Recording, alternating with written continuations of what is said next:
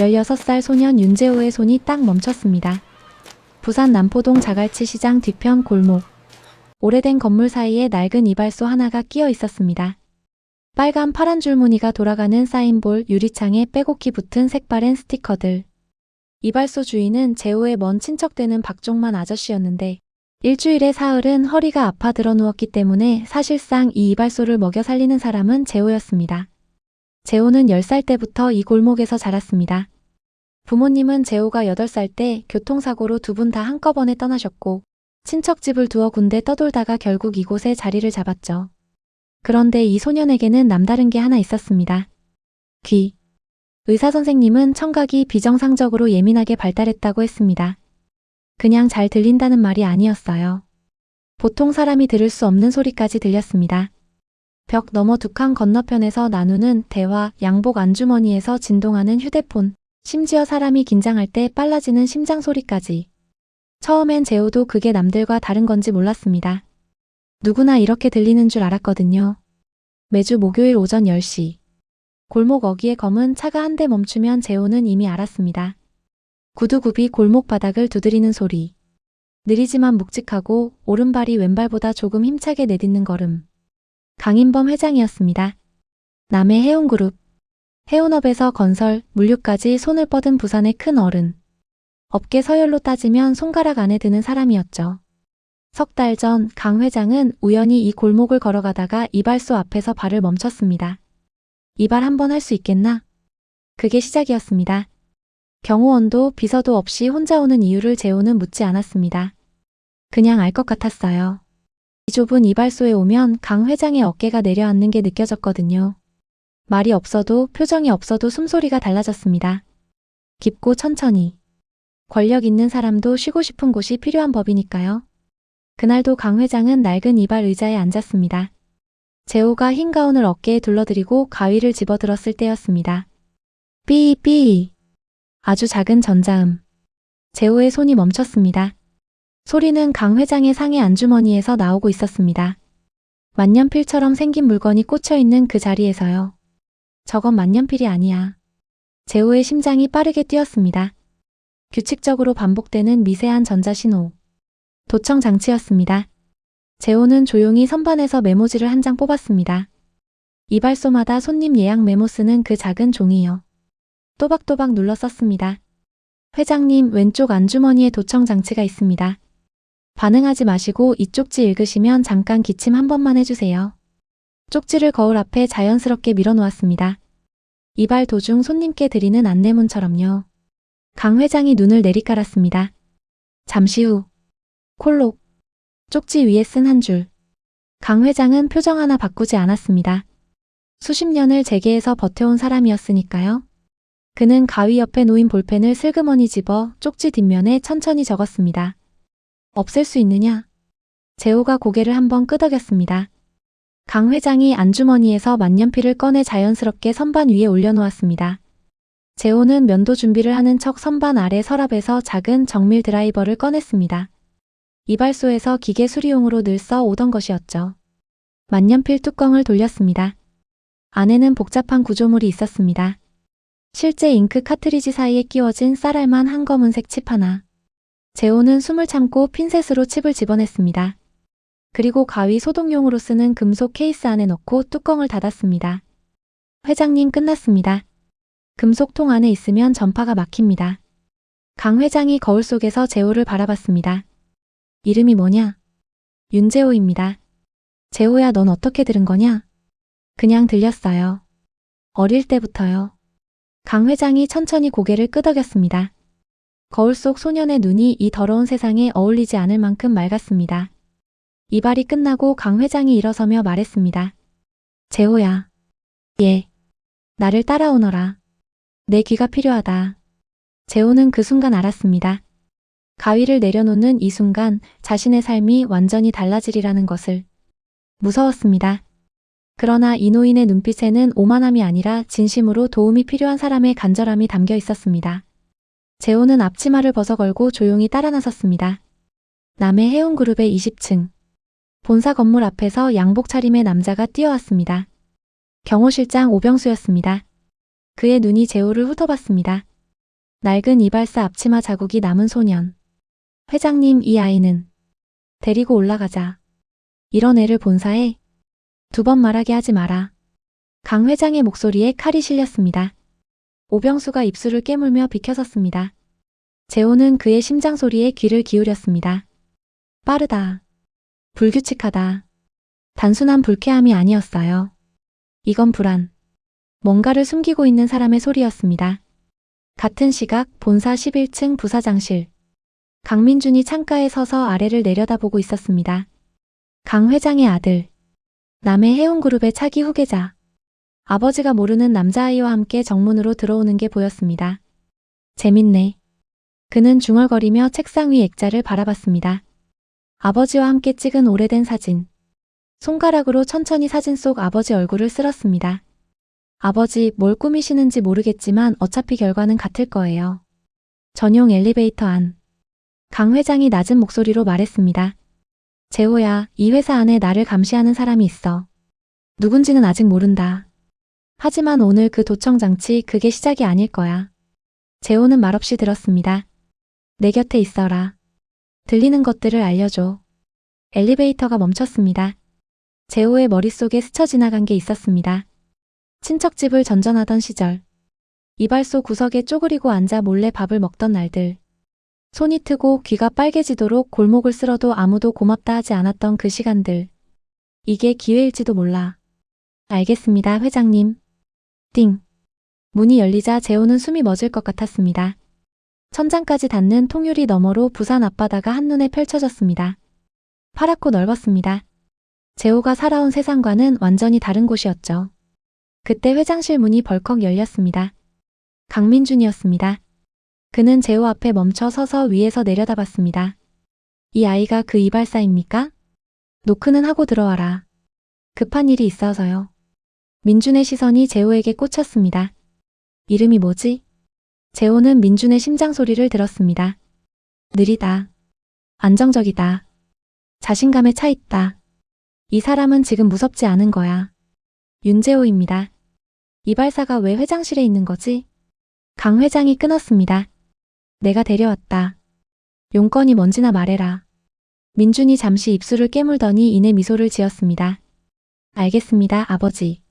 제가 주제 넘었네요. 문을 나서다가 딱 한 번 재호를 돌아봤습니다. 재호라고 했지. 우리 회사에 온 걸 환영해. 미소를 띄었지만 눈은 전혀 웃고 있지 않았습니다. 문이 닫혔습니다.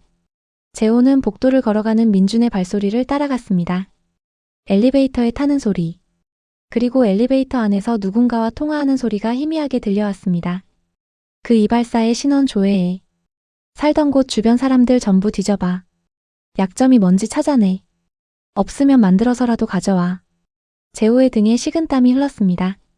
회의실 천장의 소리. 그로부터 며칠이 지났습니다. 강 회장은 재호에게 작은 방을 내줬습니다.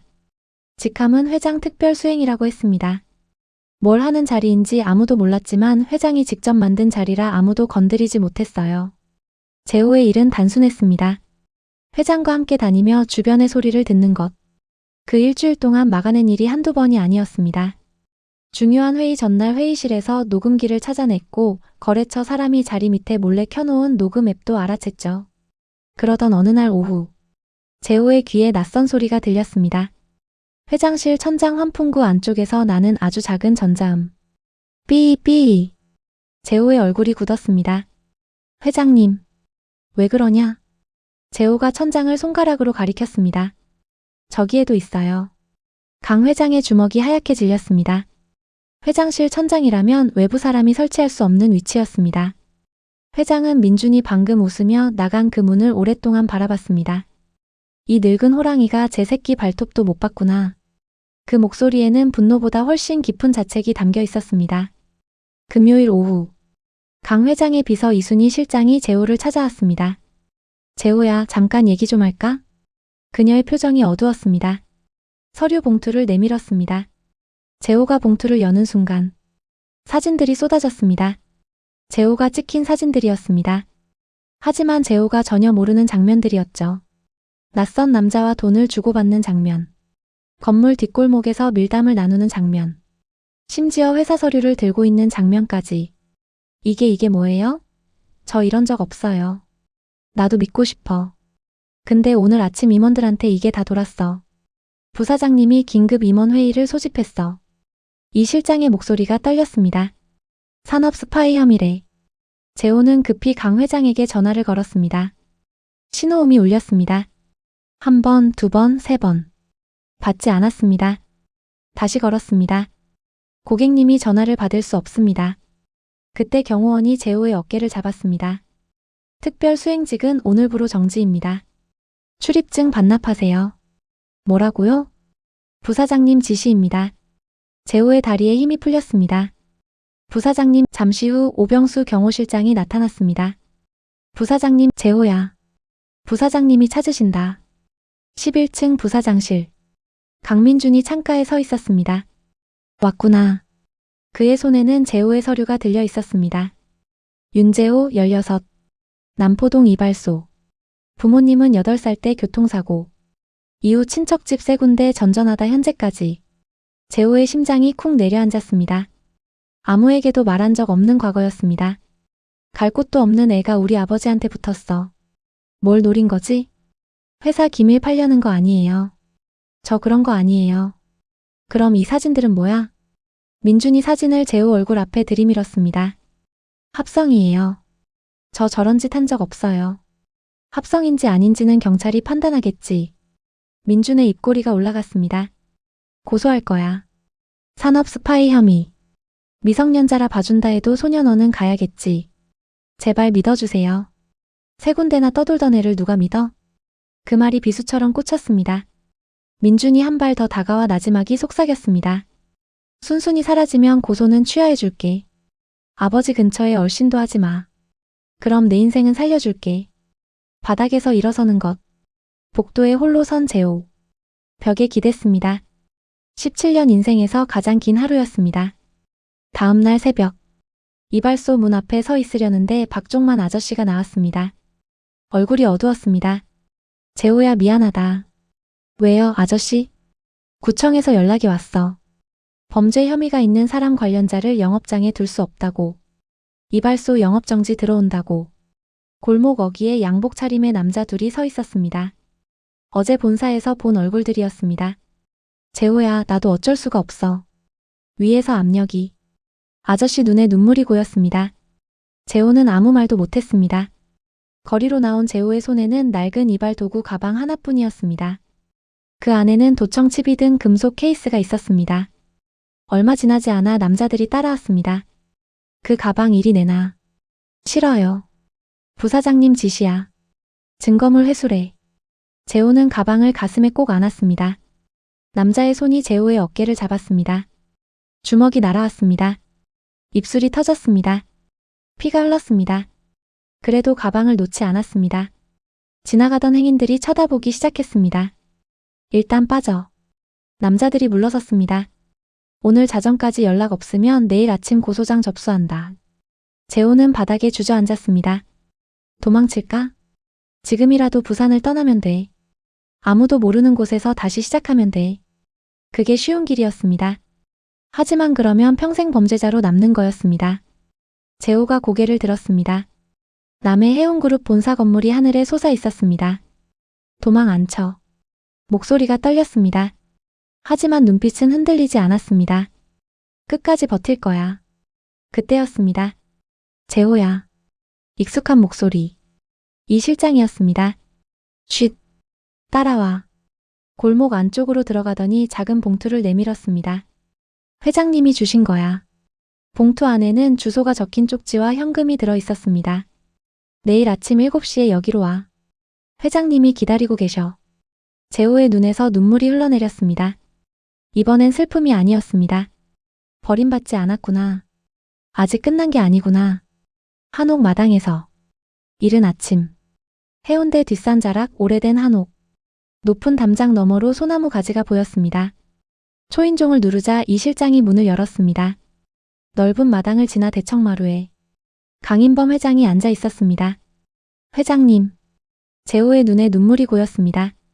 강 회장이 천천히 일어나 다가왔습니다. 재호야. 저 정말 아무것도 안 했어요. 사진 전부 조작이에요. 저 산업 스파이 아니에요. 알아. 네. 내가 그런 애가 아니라는 거. 강 회장의 목소리가 낮게 깔렸습니다. 근데 확신이 없었다. 증거가 없으니까. 그래서 움직이지 못했어. 회장의 얼굴에 자책이 어렸습니다. 이 늙은이가 겁이 났던 거야. 내 아들을 의심한다는 게 쉽지 않더구나. 회장님 그 차가 그냥 지나갔잖아요. 저 거기 있었는데. 강 회장의 얼굴이 어두워졌습니다. 내가 못 봤다. 오병수 그놈이 창문을 가리고 못 보게 했어. 경호 실장님이요? 그래. 처음부터 민준이 편이었어. 재호는 놀라지 않았습니다. 그날 오병수의 심장 소리를 들었으니까요. 빠르고 불규칙한 무언가를 숨기는 사람의 소리. 따뜻한 차가 한 잔 놓였습니다. 재호가 이발 도구 가방에서 금속 케이스를 꺼냈습니다. 회장님 만년필에서 꺼낸 도청 칩이에요. 이걸로 누가 도청했는지 알 수 있지 않을까요? 강 회장의 눈빛이 날카로워졌습니다. 이걸 아직 가지고 있었구나. 네. 놓지 않았어요. 회장이 이 실장을 불렀습니다. 예전에 내가 개인적으로 도움받던 곳 있잖아. 거기 연락해서 이 칩 분석 맡겨. 다음 날 아침. 분석 결과가 왔습니다. 이 실장의 얼굴이 굳어 있었습니다. 회장님, 이 도청 장치 저희 회사 보안팀에서만 쓰는 특수 장비일 가능성이 높다고 합니다. 시중에서는 구할 수 없는 거래요. 강 회장의 눈빛이 차갑게 가라앉았습니다. 수신 기록은? 추적 중인데 조금 더 시간이 필요하답니다. 서둘러 달라고 해. 그날 밤. 재호는 강 회장의 허락을 받고 본사 건물 근처를 걸었습니다. 11층 부사장실 방향으로 귀를 기울였습니다. 마침 창문이 환기를 위해 조금 열려 있었습니다. 그 틈으로 흘러나오는 소리가 파동처럼 들려왔습니다. 민준과 오병수의 대화였습니다. 내일 이사회에서 확실히 끝내야 해. 준비 다 됐습니다. 이사 과반수가 부사장님 편입니다. 아버지 건강 자료는? 작년 쓰러지신 의료 기록 전부 확보했습니다. 그 이발사의 고소장은? 접수 완료했습니다. 이사회 끝나면 바로 체포 들어갑니다. 조작 사진 원본은 내 컴퓨터에만 있으니 걱정 마. 흔적은 다 지웠어. 재호는 그 대화를 한마디도 빠짐없이 기억했습니다. 강 회장께 전부 보고했습니다. 회장이 웃었습니다. 잘했다, 재호야. 이제 내 차례구나. 오전 10시. 남해 해운그룹 대회의실. 임시 이사회가 시작됐습니다. 강민준이 입을 열었습니다. 오늘 안건은 하나입니다.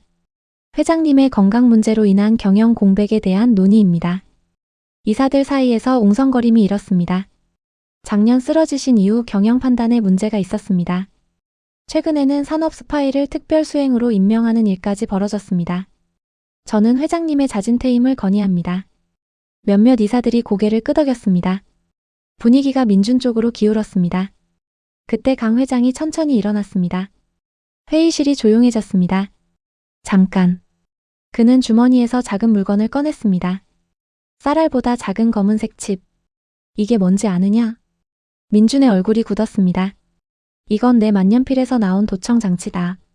분석 결과 이 장비는 우리 회사 보안팀에서만 쓰는 특수 장비더구나. 강 회장의 시선이 오병수를 향했습니다. 병수야, 네가 설명해 볼래? 오병수의 얼굴이 하얗게 질렸습니다. 그리고 수신 기록을 추적했더니 신호가 전송된 곳이 있더구나. 강 회장이 민준을 똑바로 바라봤습니다. 11층 부사장실이었다. 회의실이 얼어붙었습니다. 민준이 벌떡 일어났습니다. 근거 없는 소리를. 근거? 강 회장이 피식 웃었습니다. 어젯밤 내가 오병수랑 나눈 대화 내가 다 알고 있다. 민준의 눈이 흔들렸습니다. 오늘 이사회에서 확실히 끝내야 한다고 했지. 이사 과반수가 내 편이라고. 내 건강 의료 기록 확보했다고. 그 이발사 이사회 끝나면 바로 체포한다고. 술렁이기 시작했습니다. 어떻게 그걸? 도청 좋아하길래 나도 해봤다. 기계가 아니라 사람 귀로. 회의실 문이 열렸습니다. 윤재호가 들어왔습니다.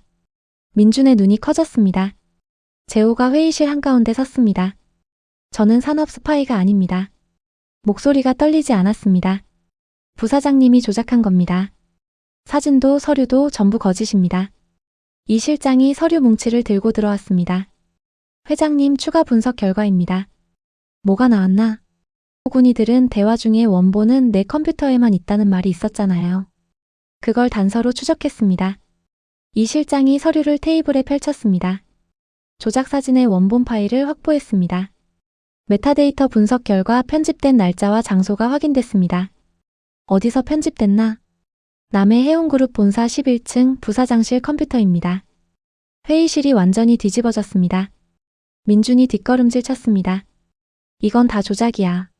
조작된 거라고. 강 회장이 천천히 아들에게 다가갔습니다. 아버지가 아들을 바라보는 눈빛이었습니다. 슬픔과 분노가 뒤섞인. 민준아, 내가 믿고 싶었다. 설마 그럴 리 없다고. 회장의 목소리가 떨렸습니다. 근데 넌 날 도청하고 내 자리를 빼앗으려 하고 죄 없는 아이한테 누명까지 씌웠어. 민준이 고개를 떨궜습니다. 경호실장 오병수와 부사장 강민준 지금 즉시 직위 해제한다. 강 회장의 선언이 떨어졌습니다. 그리고 윤재호에 대한 모든 고소는 취하하고 명예회복 조치를 진행한다. 재호의 눈에서 눈물이 흘러내렸습니다. 끝났어요. 정말 끝난 거예요. 회의실을 나서는 민준의 뒷모습이 보였습니다. 재호가 조용히 말했습니다. 부사장님. 민준이 멈췄습니다. 지금 심장 소리가 처음 만났을 때랑 다르네요. 재호의 목소리는 담담했습니다.